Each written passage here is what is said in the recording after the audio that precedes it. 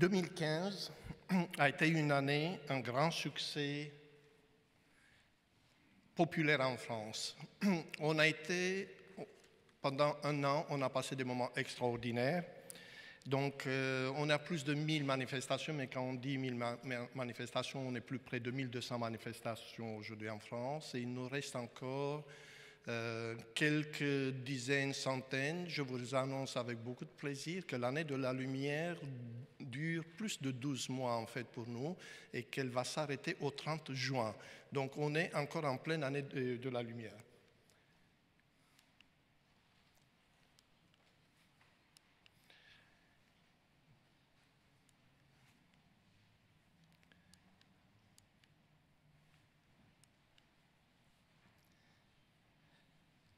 On va passer très rapidement parce que je suis le premier à contrôler le timing de cet après-midi, donc je vais être assez rapide, donc je ne pouvais pas faire la lecture de tous mes slides. En même temps, c'était très difficile de passer à côté des grands moments qu'on a passés en 2010.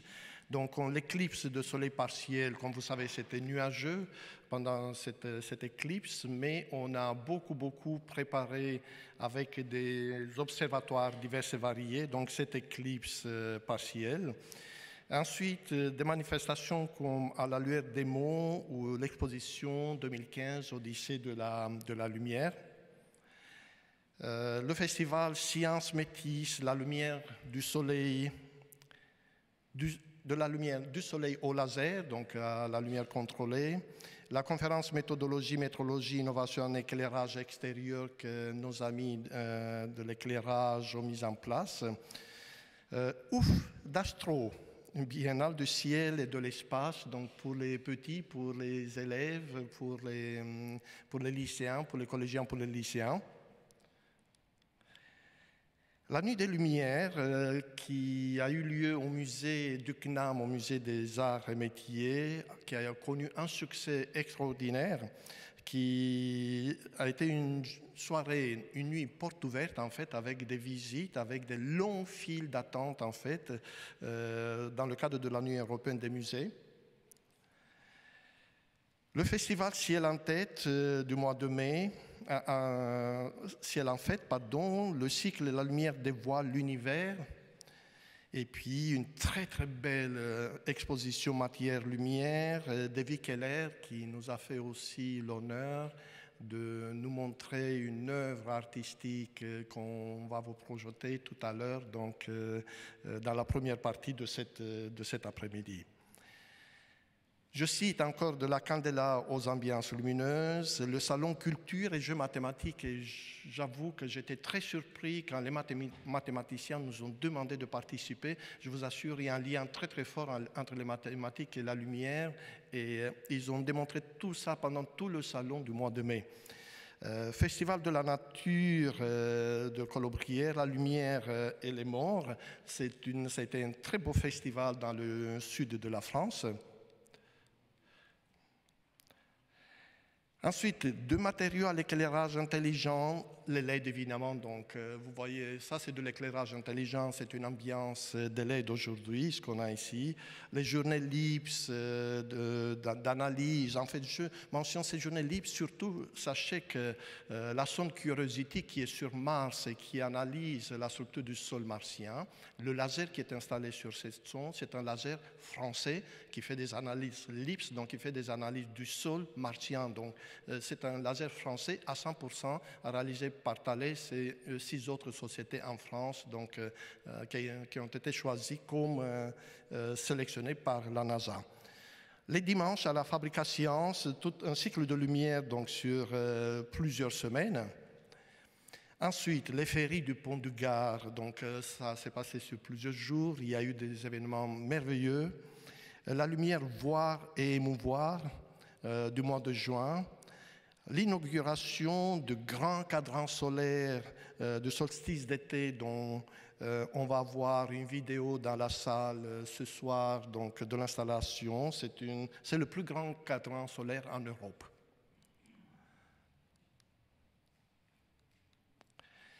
Ensuite, un très grand congrès optique en Bretagne, un très grand congrès optique qui a réuni toute la communauté d'opticiens, des spécialistes de l'optique et de la photonique en France, avec un éclairage sur 5 jours, avec tous les clubs de la Société française d'optique ont participé, et avec un très beau jeu de lumière donc, sur le Parlement de Rennes dans la soirée. Ensuite, toute une série de manifestations autour de la lumière. Vous voyez, le mot lumière revient très souvent. Donc, au mois d'août, observation du ciel, sensibilisation à la pollution, parce que la pollution lumineuse, elle existe.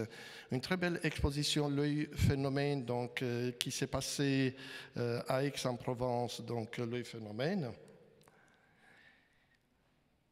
Les grands zoos nocturnes de Versailles nous ont demandé la labellisation, que nous avons évidemment accordé avec beaucoup de plaisir. Donc, tous ces jeux de lumière de Versailles ont été sous le label de l'année de la lumière. L'exposition Quand le ciel s'illumine, les rencontres de théâtre et de lecture en Normandie autour de la lumière. Encore, festival Astro-Jeunes de Florence avec des participations des jeunes. Je vous rappelle que ça a été la première cible en fait de nos activités, de nos actions cette année. Des activités encore à la Belle Étoile au Pont de Gare. La conférence internationale du mois de septembre sur Ibn al-Haytham, donc Challenges for the Future, qui s'est déroulée au Palais de l'UNESCO, toujours à Paris. Des très belles manifestations comme à l'Université Paris Diderot, donc les Lumières de la vie, qui ont réuni des gens de toutes les couleurs, si j'ose dire, de l'arc-en-ciel, des philosophes, des écrivains, des artistes, des scientifiques, des astronomes, des physiciens, des chimistes. Un très grand succès populaire. Ensuite, il y a eu quelques belles manifestations donc, qui sont passés en fait au mois d'octobre, donc le colloque d'entrée de Collège de France intitulé Lumière, Lumière sur 2 jours. Et ensuite, une très belle manifestation donc, qui s'est passée au Louvre, La lumière au prisme d'Augustin Fresnel entre art et science. C'est très très beau. Il y a eu un très beau dialogue entre les artistes et les scientifiques, donc à cette occasion, dialogue qui va se renouveler certainement. Ensuite, des tirs laser pour mesurer la distance, la vitesse de la lumière, bien sûr, la nuit européenne des chercheurs, et surtout la fête de la science. La fête de la science a été l'occasion de quelques centaines de manifestations à travers la France, en fait, pour les jeunes et pour le grand public. Donc ça s'est passé sur une semaine et on a eu une participation vraiment de quelques dizaines de milliers de personnes. Des ateliers de light painting, ce n'est pas le seul, il y a eu plusieurs ateliers de light painting. La lumière, toute une science, toute une histoire. Une architecture de lumière, donc toujours à côté d'Avignon. Les manifestations luxe dans la région de Besançon et de Franche-Comté, plein de manifestations. À cette occasion, on a ressorti en fait les très grands hologrammes faits à Besançon, donc il y a une trentaine d'années, et curieusement, elles sont toujours de très bonne qualité. On s'attendait à un vieillissement donc prématuré. Bon. Éclat de lumière, lumière, sculpter la lumière pour mieux voir le monde. Des expositions autour de la lumière, 25 siècles de lumière, le mois de lumière. Des manifestations pour les jeunes et moins jeunes, donc éclaire-moi, la lumière dans tous ses états. Salon des artistes, Vie en lumière sur la vie, Société des artistes français, donc comme je l'avais dit. La 23e édition des Olympiades de physique sont déroulées sur le thème de la lumière cette année.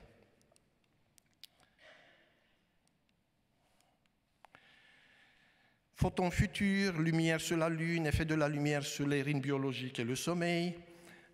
Beaucoup d'expositions, des expositions d'art. Donc, quelques photos rapides de ces expositions d'art que vous avez vues. On a beaucoup tous adoré le mur de lumière, effectivement, donc dans le Play with Brilliance.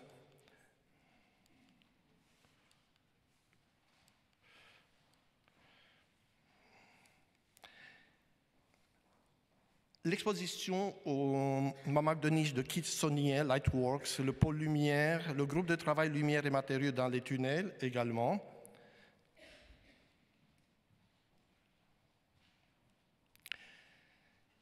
La vitesse de la lumière est en général plus rapide que la vitesse de nos diapos. Instrument pour Saint-Louis à Lille, l'exposition Jeux de lumière. Encore une fois, l'exposition matière-lumière d'Evi Keller, exposition d'habillement, donc vous voyez fluorescent, le phénomène, CEREMA. Je vais aller un peu plus vite car une partie où sont passées les étoiles, l'exposition nuit, presse et publication. Donc la presse nous a beaucoup accompagnés pendant toute cette année. Donc la revue photonique éditée par EDP Science, donc Année internationale de la lumière, l'actualité chimique, la chimie faite la lumière, Lumière, la revue des éclairagistes de France. Ensuite, le Dagobert optique, la revue Recherche qui a été donc édité en 30 000 exemplaires et que vous pouvez trouver encore à l'entrée. Donc c'est un numéro spécial dédié à la lumière cette année. Beaucoup de livres sur la lumière, les hommes, Hippolyte Fizeau, introduction donc dans le domaine des lasers, un très bel ouvrage, donc La lumière en lumière, qui vient juste d'apparaître il y a une semaine, qui est un livre magnifique que vous pouvez trouver à l'entrée également. Je pense que nos amis vont vous conseiller éventuellement pour la réservation. Il vient juste d'apparaître en fait. La lumière et la vie. Un fascicule de 28 pages autour de la lumière qui a été tout d'abord tiré en 28 000 exemplaires et ensuite l'UNESCO et les pays francophones ont demandé encore une vingtaine de milliers d'exemplaires qui ont été distribués partout en Afrique. Ensuite, des jeux pour les enfants, des livres pour les enfants, pour les adultes. Parmi les temps forts, évidemment, ce sont les rencontres avec des jeunes. Et quand je dis rencontres avec des jeunes, ça part de 7 ans jusqu'à post-doc. Donc, vous voyez, la fourchette est large. Donc, les rencontres avec des jeunes de CP, de CE1, CE2, CM1, CM2, ça a été magnifique. Et donc, il y a beaucoup de nos chercheurs et enseignants qui ont participé. Donc, il y a beaucoup de livres qui sont apparus, ou des fiches, ou des travaux pratiques autour de cette partie donc, liée à l'éducation. Beaucoup de spectacles de lumière, Danse avec les signes, l'ombrascope, l'année lumière, c'est très belle trouvaille, ou le spectacle, le concert de musique classique, concert de LED de lumière, donc, et décibels à Rennes. Le cycle La lumière dévoile l'univers, le ciel en fête. Je passe rapidement sur toutes ces réalisations qui ont été là. Donc je voulais par contre dire qu'il y a plus de 40 films, vidéos et des séries télé qui ont été réalisés, qui sont en ressources sur le site de l'année de la lumière, dont vous pouvez disposer en libre usage avec notre autorisation, bien sûr. Une très belle réalisation Human Energy de 5 au 12 décembre qui aurait dû être encore plus majestueuse, mais Yann Thomas va nous en parler évidemment, mais pour des raisons toujours de sécurité, malheureusement, elle n'a pas pu se passer telle qu'on l'avait prévu, mais vous voyez, donc, elle a été réalisée avec l'existence de 24 faisceaux au sommet de la tour Eiffel, donc de 5 au 12 décembre. Une très belle frise de lumière réalisée par toutes les classes de collège et des lycées de Toulouse. Vous voyez, chaque classe a eu un panneau à définir et donc ils ont réalisé une frise qui est disponible également sur notre site web. Regardez donc les connaisseurs, les réalisateurs et comme on le dit toujours, le 21e siècle sera le siècle de la photonique, comme le 20e siècle a été le siècle de l'électronique. Merci beaucoup. Et maintenant, un film.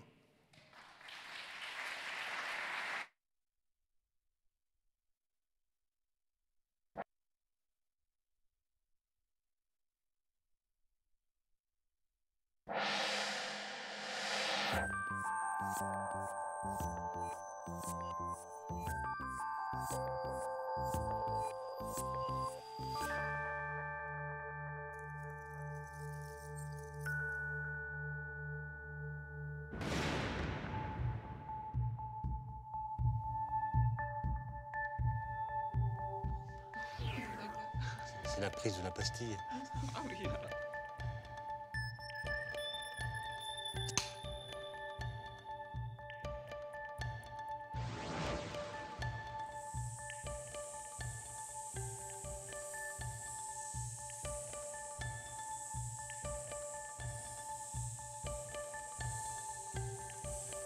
Je suis l'avatar d'Étienne Klein, physicien au commissariat à l'énergie atomique et aux énergies alternatives. La technologie Motion Capture consiste à scanner mon corps grâce à plusieurs caméras laser tout autour de moi qui capturent mes mouvements. Un logiciel relie toutes ces images 3D entre elles et on peut choisir de me voir sous n'importe quel angle. À travers mon avatar, je peux apparaître hors de ces trois écrans en 3 dimensions.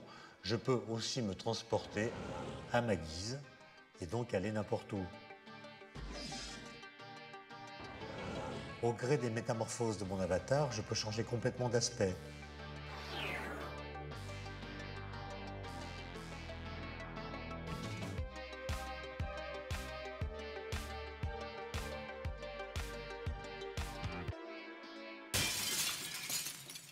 En vérité, cet hologramme, comme tous les hologrammes actuels, est un faux. Oui, il s'agit d'une illusion d'optique.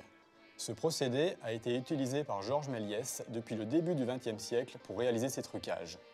En fait, une image bien réelle est projetée au niveau du sol et un film optique permet de matérialiser une image virtuelle sur la scène en arrière.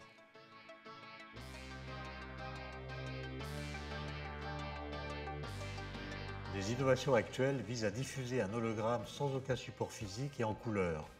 Tel est le Graal des chercheurs. Le Graal serait effectivement de trouver une solution sans aucun support physique. À titre d'exemple, les télévisions 3D sans lunettes permettent d'avoir une vision réelle en 3D. Ces objets ressemblent à de vrais hologrammes, mais il y a encore un support sous la forme d'un écran. Le personnage, là aussi, semble réel, mais il s'agit encore d'une illusion. La projection se fait sur un film laminaire d'eau, exactement le même que vous réalisez lorsque votre robinet coule sur votre cuillère. Ça permet de faire un film très fin d'eau qui va accrocher la lumière du vidéoprojecteur lors de l'animation.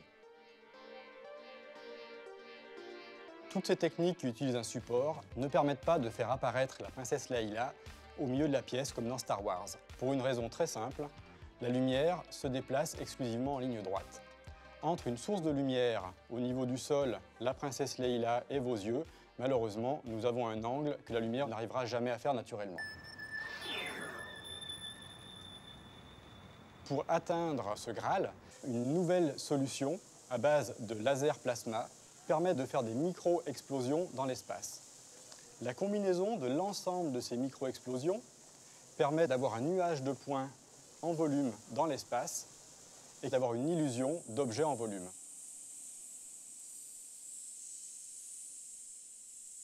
La contrainte de cette technologie, c'est que chaque point lumineux génère une micro-explosion et que ces points lumineux sont exclusivement blancs.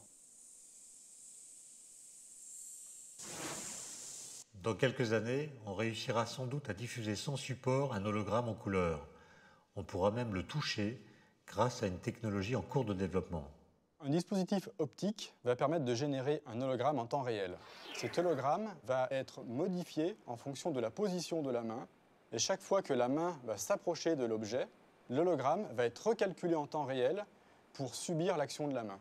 Ensuite, pour créer une résistance mécanique par rapport au toucher, on va pouvoir détecter là où se trouve la main et dès qu'il y a un contact avec l'hologramme, on va envoyer un flux d'air pour provoquer une certaine résistance mécanique. Les technologies qui visent à augmenter les performances du corps humain se développent. Certains esprits enthousiastes vont jusqu'à croire que l'homme abandonnera un jour son enveloppe physique pour devenir une pure conscience avec comme seul corps visible son avatar. Cette notion d'avatar sera notre clé pour comprendre la lumière. Au fond des grottes, l'homme de la préhistoire ne connaissait pas les lois géométriques qui régissent le parcours de la lumière. Pour lui, la seule réalité était l'interaction de la lumière du feu avec la matière de la paroi. La lumière voyage en secret jusqu'au moment où quelque chose la révèle. Ce quelque chose est un avatar de la lumière. On ne peut comprendre la lumière que par ses avatars. Au prochain épisode, le tout premier d'entre eux, la photosynthèse.